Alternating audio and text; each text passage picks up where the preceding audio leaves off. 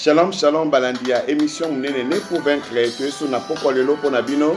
Zamba Pambola de Konanga. Journal Lelo, dimanche, moko béni. Tolobi Kebola Mwanzambe za partage Nangana yon de Konanga. Zambe na fidélité na ye abattre biso journée mobimba. Semaine mombesili, tobani semaine asika. Avec gloire, avec assurance. Pambate yozo vivre. Bible lobi encore de l'espérance pour ceux qui vivent.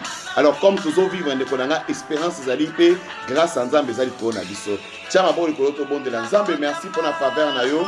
Pour la grâce sans likola bon moya moko na moko. Tika de konso na sona poko la za béni na kombo na esto bono lobi amen. Amen amen. Fongola bible non rapidement de Konanga na mokanda.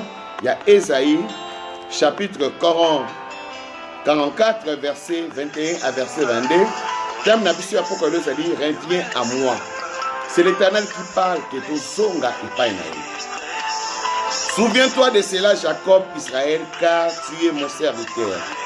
Je t'ai façonné pour que tu sois un serviteur pour moi, Israël.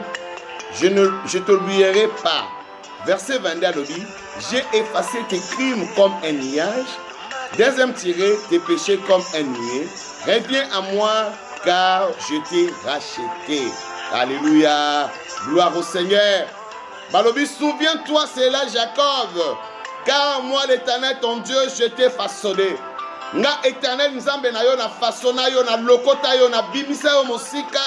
Ndeko nanga, souviens-toi na makambo Nzambe asalela yo. Souviens-toi na banzela o bolekana Nzambe olonga. Souviens-toi makambo makasi okutana nango na vie na yo Nzambe a changé yango. Et il est le même Dieu ndeko nanga.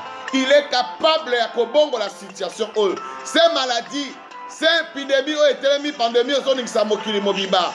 Et l'équipe combo na Yesu Christo te, même si OMS a dit qu'on s'est organisé, même si l'organisation mondiale est allée, ndeko nanga sekedi oyeba au-delà makambo wana nyonso, au-delà ya biso nyonso, ezana moto moko azali, ezana mokedi moko azali, il s'appelle Elohim, l'Éternel notre Dieu, il s'est révélé, il s'appelle Jésus-Christ de Nazareth.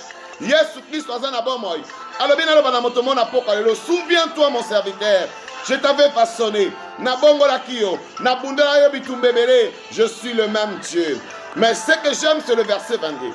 Alors, j'ai effacé tes crimes. J'ai effacé tes fautes. Ndege mo pepe de galikola ma pata. Nde ma pata tambola ka elongwe image ezali susute. Nzamba lobi alongoli ba faute na ngana yo. Alongoli ba châtiment. Peut-être qu'on dit partout, on dit, oh non, namokito sumukaki, namokito salaki mabe, à cause de mabe la biso, yango di kambo e komi, yango virisu e telemi, mais ah, Bible lobi la biso nzamba effacé. Ah, Bible lobi nzamba longoli ba condamnation. Ah, Bible lobi nzamba longoli ba châtiment. Et là, c'est un moment où on konanga, et ça a verset 22. Balobi reviens à moi, oh l'Éternel nous a sonné. Et ça ne sont à trompette. Nzamba lobito zonga epai na ye mon frère. Koleka moment na distraction te yeke pa na Nzambe. Zwata ya kosoana papa na yo. Ezatanga ko yenga te. Tanga ko tambusa makanisi te. O na Europe bakufi combien? Na Amérique bakufi combien? Etali yo te. O baka ezo bakisama non. Toi reviens à l'Éternel. Poussa epai na ye. Loba Seigneur na zongi epai na yo. Car alobi c'est moi qui te rachète. Même si bateka ki mokili mobimba.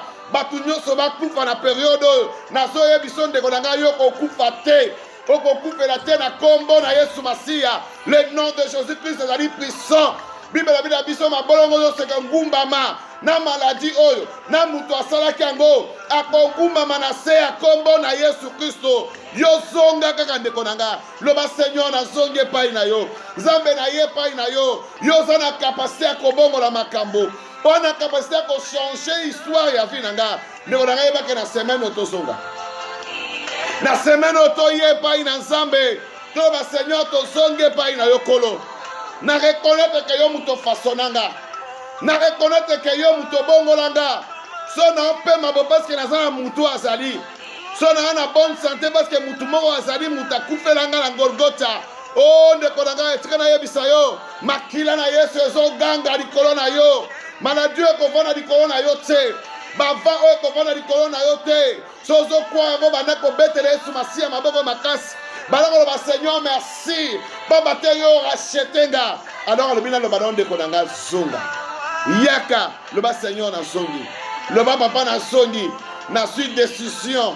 Ezaki ba erreur nanga. Ezaki ba faute nanga. Na hôtel à souci baté. Na songi. Na so quoi. Je me souviens Seigneur que tu m'as ramassé quelque part. Je me souviens Seigneur. Au bongo la vie nanga. Tikali le bas ekota na vie non de konanga. Mutu nyonso alandinga ndeko nanga zwa décision.